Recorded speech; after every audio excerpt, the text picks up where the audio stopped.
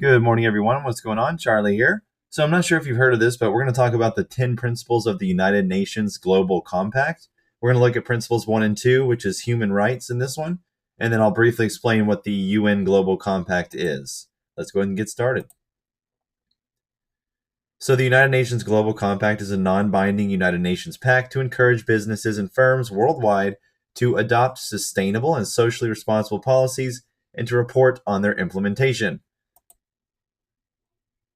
So, this is from their own website. The UN Global Compact Board was established in 2006. It was appointed and chaired by the United Nations Secretary General and is designed as a multi stakeholder body, providing ongoing strategic and policy advice for the initiative as a whole and making recommendations to the Global Compact Office, participants, and other stakeholders. It comprises four constituency groups: business, civil society, labor, and the United Nations. Board members are champions willing and able to advance the mission of the UN Global Compact, acting in a personal, honorary, and unpaid capacity. Drawing in particular on the expertise and recommendations of its business members, the board is also expected to play a role in the implementation of the initiative's integratory measures. In addition to their overall board responsibilities, the civil society and labor constituency groups are expected to provide close liaison to their communities and share insights into the most recent trends and best practices of corporate sustainability in their respective domains. So basically, it's a non binding United Nations pact to encourage businesses and firms worldwide to adopt sustainable and socially responsible policy, in a nutshell. So, principle one is human rights. Businesses should support and respect the protection of internationally proclaimed human rights. What does it mean? This principle sets out the UN Global Compact's overarching expectation of business on human rights, namely to respect and support human rights. Respecting human rights means a business should use due diligence to avoid infringing human rights or do no harm, and should address adverse human rights impacts with which they are involved. In addition, beyond respecting human rights, businesses are encouraged. They have bad grammar. They said is encouraged.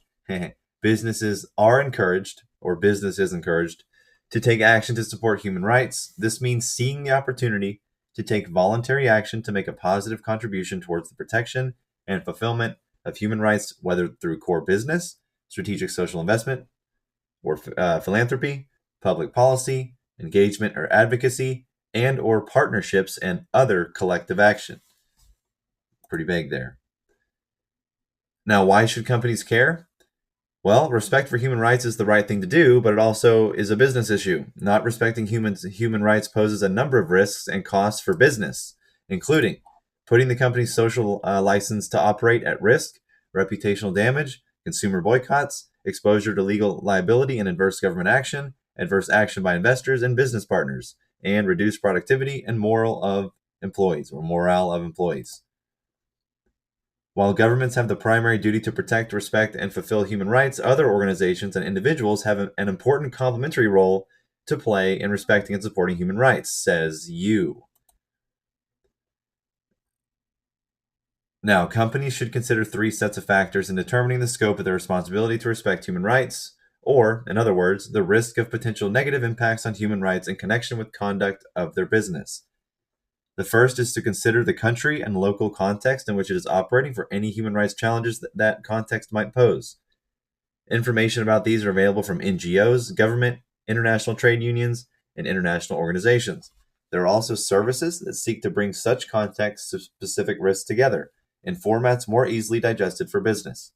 Pay particular attention to the context in countries where laws are widely known to fall short of international standards and where enforcement may be inadequate. Enforcement inadequate. So the second set of factors involves considering whether the company is causing or contributing to adverse human rights impacts through their own activities within the context. For example, in their capacity as producers, service providers, employers, and neighbors. Neighbors, even. So companies should then address those impacts by adjusting their policies and practices to prevent the infringement from occurring. I mean, they're acting like the world police. The third set of factors is an analysis of the company's relationship with the government, business partners, suppliers, and other non-state actors to consider whether they might pose a risk for the company in terms of implicating it in human rights abuse. Consider the track records of those entities your company deals with to assess whether the company might contribute to or be associated with abuse caused by those entities. There are at least 4 ways business can support or promote human rights. Number 1, through their core business activities in support of UN goals and issues, strategic social investment and philanthropy, advocacy and public policy engagement, and partnership and collective action. So obviously they want to advance their their mission and goals, and they are outlining these. Basically it's like a 10 commandment list for the UN, and it's pretty interesting. Next time we're going to look at principles 3 and 4, which is labor. Talk till next time.